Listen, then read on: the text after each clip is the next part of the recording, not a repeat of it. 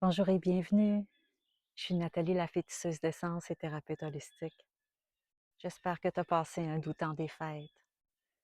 Je souhaite une magnifique année 2026, que ce nouveau cycle te porte vers de belles énergies, de grandes joies et de riches récoltes de tous tes projets.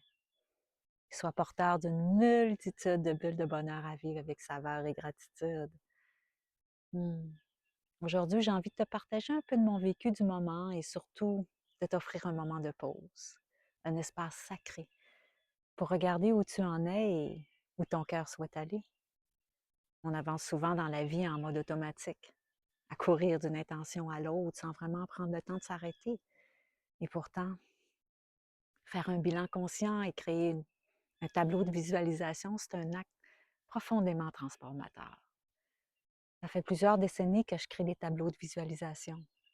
Et mon intention aujourd'hui est simplement de t'inspirer à en créer un à ton tour, si tu n'en fais pas déjà. Et puis, il n'y a pas une seule bonne façon de faire. Je te partage mon processus pour que tu puisses t'inspirer à trouver le tien, celui qui te ressemble. Hmm. Tu l'auras peut-être remarqué, j'ai pris une longue pause avant de venir déposer une nouvelle douceur, c'est ici, sur la chaîne. J'avais besoin de temps d'intégration pour ce nouveau cycle qui commence. Hmm. Dans ma dernière capsule, je t'ai parlé de la fin du cycle 9, de l'entrée dans le cycle 1. Hmm. Bien sûr, c'est pas au 1er janvier que tout bascule. Les transitions se font souvent bien avant et bien après. Je sais pas pour toi, mais pour moi, cette fin d'année a été particulièrement dense en ralentissement. Plus qu'un ralentissement même. Je l'ai ressenti comme un véritable temps d'arrêt, presque une stagnation. J'ai choisi de respecter ce rythme, d'honorer le cycle de la nature, l'hiver, et mon propre cycle, celui de mon corps. J'ai dormi beaucoup. J'ai pris soin de moi à travers mes rituels, mes cérémonies de cacao, mes méditations, mes réflexions. Et c'est à partir de cet espace-là que je te partage aujourd'hui mon processus de bilan et de tableau de visualisation. Pourquoi est-ce si important de faire cet exercice? Surtout pour voir le chemin parcouru et se laisser inspirer par celui qui s'ouvre devant nous. Si tu fais déjà des tableaux de visualisation, tu vas sûrement remarquer à quel point les choses finissent par se mettre en place. Parfois pas tout à fait dans le timing que l'on aimerait, mais elles arrivent. C'est souvent surprenant et révélateur.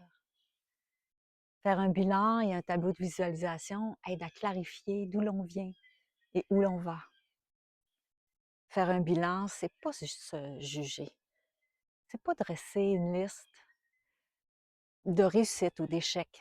Dans le monde de l'entreprise, on est évalué à la performance. Ici, je t'invite à faire ton bilan pour honorer ton chemin, en prenant le temps de regarder ce que tu as vécu, ce que tu as appris, ce qui t'a nourri, ce dont tu es fier. Comme c'était une fin de cycle, moi, j'ai pris le temps de faire le bilan des 9 dernières années. C'est étonnant de voir le fil conducteur de chaque année. Comment tous mes objectifs, mes tableaux m'ont mené exactement là où ce que je voulais être, où je suis aujourd'hui. Ce bilan m'a permis d'être fière de mon chemin, dans la gratitude de tout ce que j'ai vécu, tous les gens rencontrés, les situations qui m'ont fait grandir, la sagesse et la connaissance acquises au fil du temps. Faire un bilan permet aussi de revisiter tes capacités, tes forces, tes piliers pour bâtir la suite à partir de ce qui est solide en toi. Ne pas faire ce bilan, c'est comme passer à côté de tes victoires et risquer de recréer les mêmes scénarios, même avec les meilleures intentions.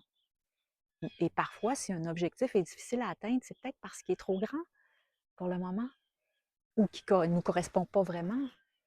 Ça demande de l'honnêteté envers soi, de construire à partir de ce que l'on connaît déjà de soi, de ce qui est stable, vrai, authentique. Et une fois que l'espace est libéré, que ta fondation est claire, vient le moment de créer consciemment. Le tableau de visualisation, ce n'est pas un collage magique qui exauce des vœux. C'est un outil d'alignement puissant, énergétique et neurologique même. Quand tu choisis des images, des mots, des symboles, ton inconscient reçoit une direction claire. Ton système nerveux s'apaise parce qu'il sait où il va. Ton énergie cesse de se disperser. Tu dis à l'univers et à toi-même, voilà ce que je choisis de nourrir maintenant. Voilà ce à quoi j'aspire. Un élément essentiel à considérer, c'est que tes objectifs ne doivent pas venir de la peur ou du manque. Ils doivent venir de ton écoute intérieure, parce que c'est de l'intérieur que tu sais ce qui est juste pour toi. Au-delà de vouloir quelque chose d'externe pour te sentir mieux, je t'invite à te poser ces questions. Comment, comment ai-je envie de me sentir? Quelle qualité d'énergie je souhaite incarner? De quoi mon âme a-t-elle besoin cette année? La joie, la paix, la liberté, la douceur, la sérénité, la sécurité. Ces états sont souvent plus importants que les objectifs matériels, puis en même temps, il est tout à fait légitime de vouloir une maison, une voiture, de l'abondance. Si ces éléments deviennent des tremplins vers un projet qui fait chanter ton âme, garde en tête cette question. Qu'est-ce qui me met en joie? Qu'est-ce qui me met en joie? Et pars de cet état de joie pour créer tes objectifs.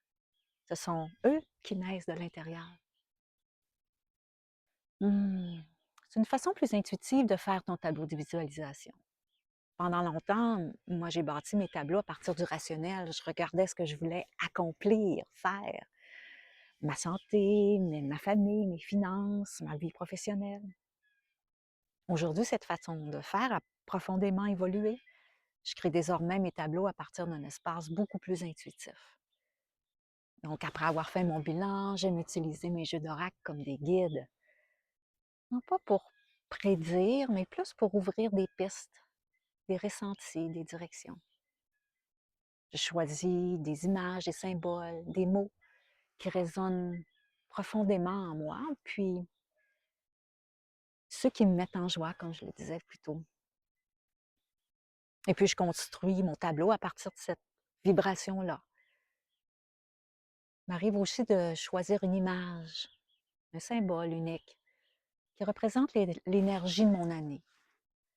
Puis ce symbole devient comme mon fil conducteur et il m'accompagne tout du long de l'année. Puis je le place évidemment bien en évidence pour qu'il me soutienne, qu'il me rappelle mon intention et qu'il m'aide à rester aligné sur mon chemin. Cette façon de créer me soutient énormément et m'apaise profondément. Si tu en ressens l'élan, offre-toi ce moment pour explorer une autre façon de créer, une façon plus intuitive, plus respectueuse de ton rythme. En résumé, le bilan te permet de fermer des cycles et le tableau de visualisation